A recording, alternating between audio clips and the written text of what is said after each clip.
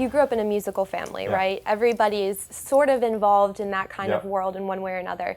Did you feel pressure growing up to kind of follow in that lead, or it was just natural and you felt like that was your calling? I kind of was just very confused at what to do. I didn't know what I was gonna do. Everybody else in my family had their things. I was that guy that could do everything, but just okay, nothing very brilliantly. And so I went to my mother and I said, I don't know what I'm gonna do. And she said to me, she said, by the time you graduate high school, I believe that there's gonna be one thing left for you to do. I actually used to kind of make fun of people that were in music because that's what I grew up around. My sister did that, and I was like, oh, there's another person trying to do music. And then I became that guy. So God does have a sense of humor with, He does. with the way that he has laid out our plans for us. Your name, For King and Country, it's sort of this mantra about standing up for what you believe in and kind of, being a soldier for God. Yeah. How did you come up with that name? Good names are really hard to come up with, actually. Like, we were struggling. And so we had a meeting once at a coffee shop. And we said, we're not leaving here until we come up with a name. And the name that we came out with was Joel and Luke.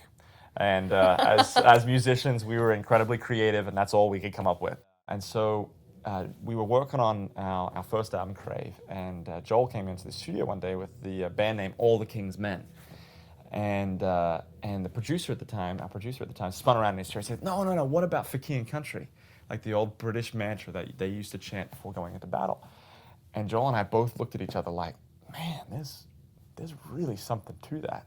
And then we realized that there was kind of a mission statement wrapped up in that as well. And the reason why we do music is for our king and for our country, for people. And so every time people introduce us, say, please welcome For King and Country, it's always a very keen reminder of the reason why we do music. If you will tell me a little bit about your album, Run Wild, Live Free, Love Strong, this is a pretty big one for you guys. It seems really from the heart, so personal and raw. Yeah. Where did all of that come from? I always like to look at albums as if you take a year out of somebody's life, you have the highs and you have the lows. Those are the things that we want to write about. The first album was more kind of based on just truth. It was just kind of The Proof of Your Love is probably our biggest song off that album, and that's just based off of 1 Corinthians 13. It's just taken right out of the Bible. That is just truth.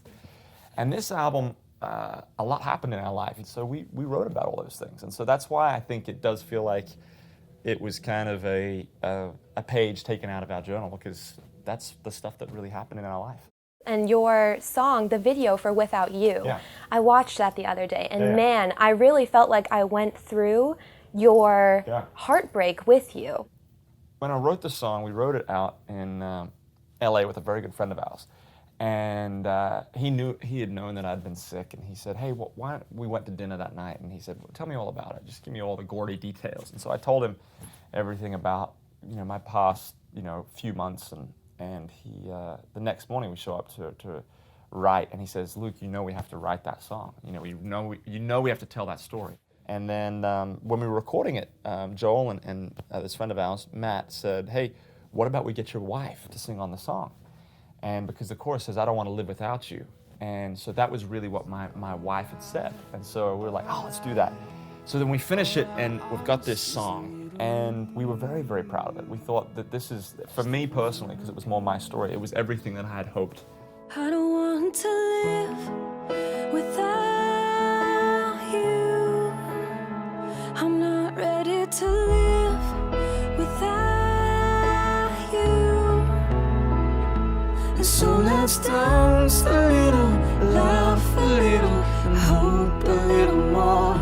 'Cause I don't want to leave without you, without you. Well, and you guys have done a really great job about making yourselves a billboard for protecting and advocating for women and Yeah. chivalry, Yeah. and treating women the way that they should be treated. You kind of mentioned it earlier that culture is, they're so good at what they do. They're so attention getting, they're so whatever. And the truth is, most of the time, culture is saying for women to talk, dress, and act like they're worth nothing more than a penny. And the way that we were raised, it was the total opposite, that you would do anything for a woman. You open up the doors, if you take them even as a friend to lunch, you pay for them. You do all these things because you should cherish them. And so when we were kind of talking about For King and Country, that was just always something that we always wanted to talk about. And then our other call out is to men, hey, guys, it's time for us to step up. We are the ones who are doing this to women. So it's time for us to step up and stand out and say, hey, you know what, chivalry is not dead, and that we can make a difference. And honestly, it starts with men. Well, and now I feel like it's getting harder and harder to reach people, and society is kind of pulling further and further away from God and more toward, we want real answers. Yeah. How do you guys answer those hard questions that people have about faith through your music and through your ministry? I heard somebody say something really interesting the other day, and they said, nobody has ever been convinced otherwise in an argument or a debate. You have to be shown something for them to actually change the fabric of what they believe or what they see. So when it's off camera, I want to be somebody that loves on people, you know, through and through. When it's up on stage, I want to be somebody that they can look at and they can say, hey, I can see that he really cares about me. When I, you know, am with my family, I want them to be able to say, hey, that person really loves his family, because I feel like that is when they start asking the most important question of, why is he different than me? And so that's our goal. Questions are, yeah, sometimes very difficult to answer, but they're much easier to answer if you live your life accordingly to the way that you want to answer those questions. This is a little less official. Yeah. We're going to ask you some questions really quickly. Give us whatever comes to your mind first, okay? I like it. Favorite movie? I'm a big fan of the Pixar film, so I'm going to go with Monsters Incorporated. I'm sure that your son will love that in the future. Loves that. I love that. Okay, favorite ice cream? Chocolate chip cookie dough. Good choice. That's a good one. Weirdest habit? Weirdest habit? Well, I grew up playing a little drums, and one of the bad habits that I have is I tap on everything. I just always do it, and it used to drive my family crazy, and that's probably my weirdest habit right now. All right, last one. Best prank that you've ever pulled?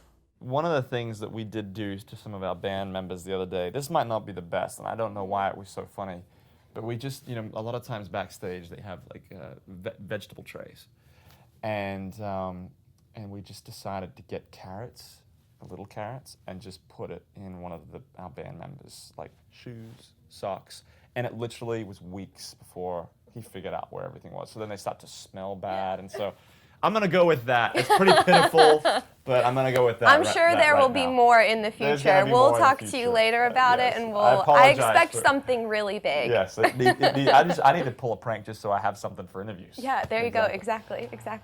Okay, well, thank you so much, Luke, for joining us. It was awesome getting to talk to you and get to know you. Good luck at your show tonight. Thank you.